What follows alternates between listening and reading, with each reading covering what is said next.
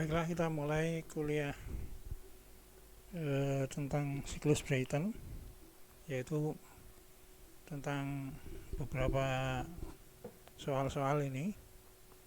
Jadi di sini ada ideal siklus Brayton, diberikan kondisinya seperti ini: T1 520 derajat Röntgen, T3 2000 derajat Röntgen, kemudian pressure ratio-nya 10, dicari T2 temperatur 2 ini, kemudian juga backwork ratio dicari, dan efisiensi termalnya.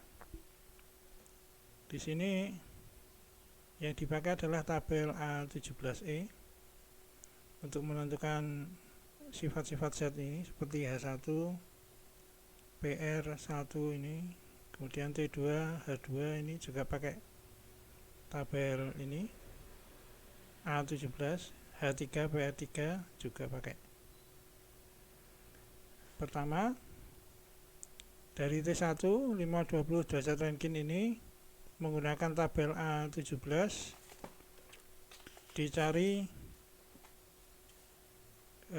di tabel itu nanti akan ketemu dari T1 520 derajat Röntgen akan ketemu H1 dan PR1 nya.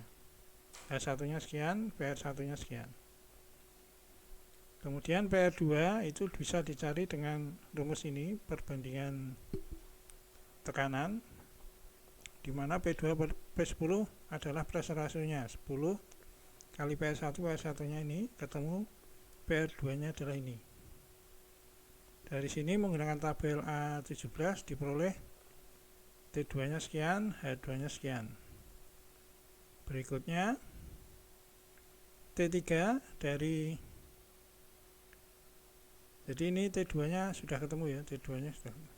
T3 dari kondisi ini 2000 derajat Röntgen menggunakan A17 diperoleh H3 nya sekian, PR3 nya sekian. PR4 dengan cara yang sama dengan ini diperoleh sekian, atau H4 nya ini. Dari sini, karena ini masih ideal Brayton, kerja kompresornya adalah H2 min H1, ketemunya 115,84 BTU per pound. Kerja turbinnya adalah ini, ketemunya 238,88, sehingga diperoleh backwork ratio nya adalah kerja kompresor dibagi kerja turbin, diperoleh 48,5%. Ini backwork ratio nya. Dan kalor masuk itu adalah H3 min H2 diperoleh 264,60. Kerjaan itu adalah kerja turbin dikurangi kerja kompresor, ketemu 123,04, sehingga efisiensi termalnya adalah kerjaan itu dibagi kalor masuk, diperoleh 46,5%. Persoalan berikutnya adalah di sini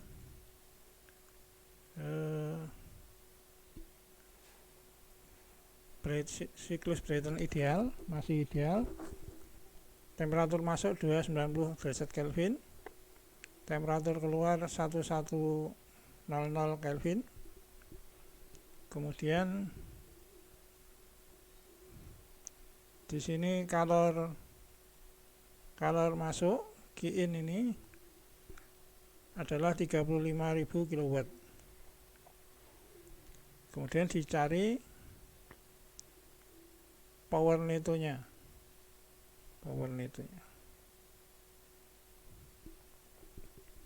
Caranya adalah untuk mencari T2 ini, T2 isentropik, menggunakan persamaan ini, karena T1 nya sudah ada ini, sehingga diperoleh T2 isentropiknya 525,3 derajat Kelvin. T4 isentropik di sini menggunakan rumus ini diperoleh 607,2 derajat Kelvin. Efisiensi termal rumusnya adalah ini atau sama dengan ini, sehingga diperoleh ini 44,8%.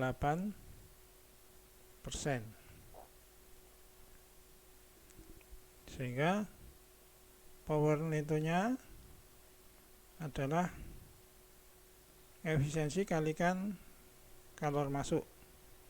Kalor masuknya adalah 38.000 kW. Efisiensi termalnya adalah 44,8%. Kalau dikalikan, power netonya adalah 15,680 kW.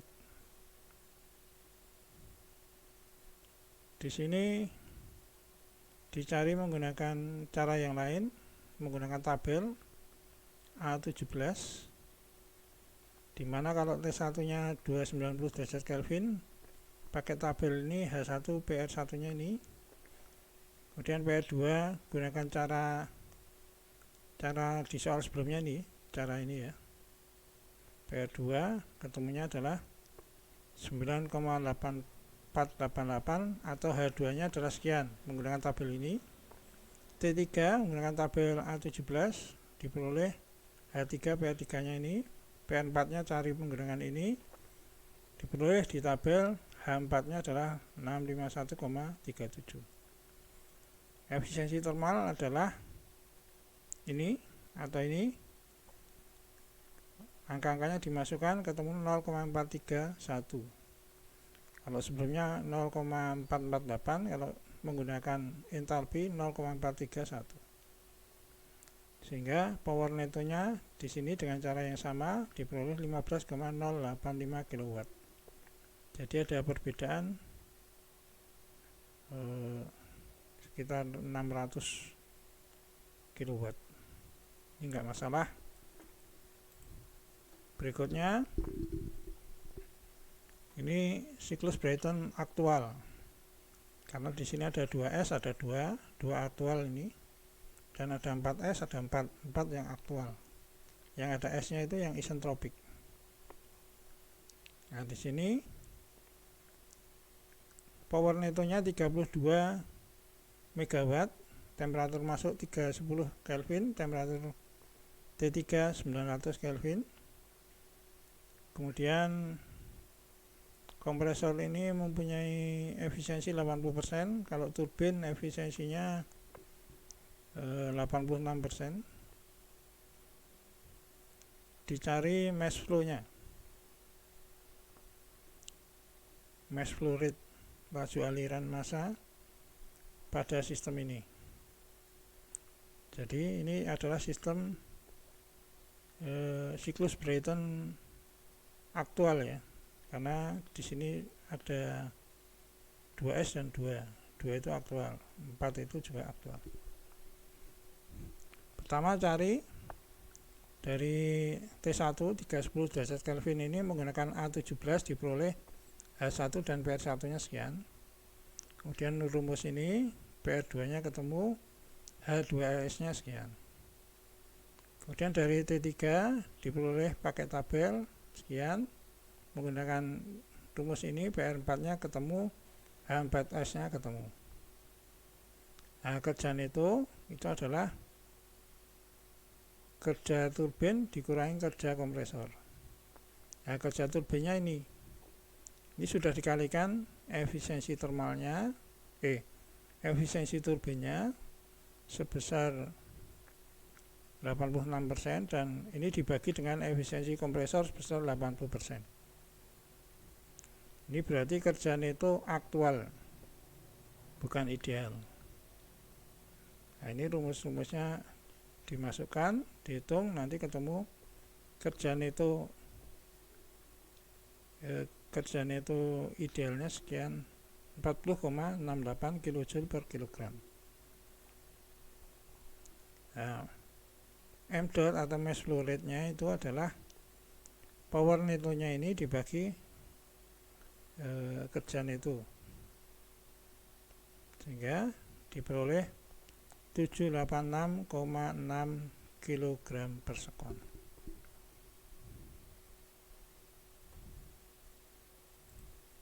Berikutnya persoalan yang sama, tapi nanti tidak menggunakan tabel. Yang menggunakan tabel hanya ini, CP dan K ini. Kemudian dari sini dihitung T2S-nya. T2S-nya menggunakan persamaan ini ketemu 581,5 Kelvin. Karena di sini diperoleh perbandingan kompresinya adalah 8. Nah, ini juga 8 yang sebelumnya.